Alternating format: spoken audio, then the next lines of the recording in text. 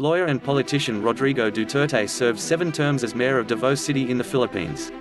In 2016, he became the 16th president of the Philippines. Who is Rodrigo Duterte? Rodrigo Duterte was born on March 28, 1945, in Marsan, Southern Leyte, Philippines. The son of a regional governor, he graduated from law school in 1972 and joined the City Prosecution Office of Davao City. Duterte became Davao City mayor in 1988 and was re-elected 6 times after forging a reputation for being tough on crime. He earned a decisive victory in his country's 2016 presidential election, but soon drew criticism for his support of extrajudicial killings and threats to cut diplomatic ties with the US. Early years. Rodrigo Roa Duterte was born on March 28, 1945, in Marsan, Southern Leyte, Philippines. His father, Vicente, served as a local mayor and governor, and his mother, Soledad, was a teacher and a community activist. Prone to misbehavior, Duterte was twice expelled from elementary school. He managed to channel his temper somewhat by the time he attended Lyceum of the Philippines University, where he was influenced by Communist Party of the Philippines founder Jose Maria Sison.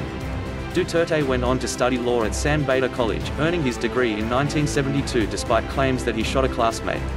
Davao City Mayor Duterte's rise from the legal ranks to politician began when he was named special counsel at the City Prosecution Office of Davao City in 1977.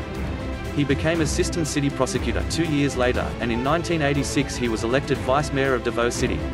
That same year, President Ferdinand Marcos was ousted in the People Power Revolution, fueling an increase in crime that was particularly rampant in Davao City. Elected mayor in 1988, Duterte sought to crack down on criminal activity by imposing a strict curfew and drinking laws. Additionally, he permitted the actions of a vigilante death squad, often referred to as the Davao Death Squad and Duterte Death Squad, that reportedly killed more than 1,000 suspected drug dealers and gang members over a 20-year span. Nicknamed the Punisher for his controversial methods, Duterte nevertheless was successful in reducing crime. Furthermore, he was credited with helping to make Davao City cleaner by enforcing a smoking ban, and for his LGBT-friendly measures. His popularity was such that he served 7 terms as mayor, sidestepping term limits with stints as a congressman and vice mayor, and drew huge ratings with a weekly television program. Presidential campaign. After initially dismissing the idea he would run for president, Duterte reversed course and threw his hat into the race in late 2015. Among other promises, he said he would establish a new federal parliamentary government and revive the country's steel industry. However, the substance of his campaign was quickly overshadowed by a series of outrageous statements. He insisted he would massacre criminals and refused to apologize for a joke about the rape of an Australian missionary. His brashness invited comparisons to Donald Trump, who was simultaneously running his own unfiltered campaign for president in the United States. The strategy proved effective, as Duterte nearly doubled the votes compiled by his 2 closest opponents. In May 2016, he was officially named the 16th president of the Philippines, and the first from its southern island of Mindanao. Philippines president. After taking office, Duterte signed an executive order to provide full disclosure of government records and transactions and announced plans to decongest airports. Vigilante attacks continued under his watch, and thousands of criminals reportedly surrendered to authorities. Viewed as a tough, effective leader, Duterte scored a 91% approval rating in late July. However, despite being subjected to greater international scrutiny in his new role, Duterte refused to scale back his incendiary rhetoric. Among his headline-making comments, he lashed out at US President Barack Obama over mention of the extrajudicial killings, and compared himself to Hitler for his desire to exterminate drug addicts. Duterte also threatened to shake up longtime alliances with his words.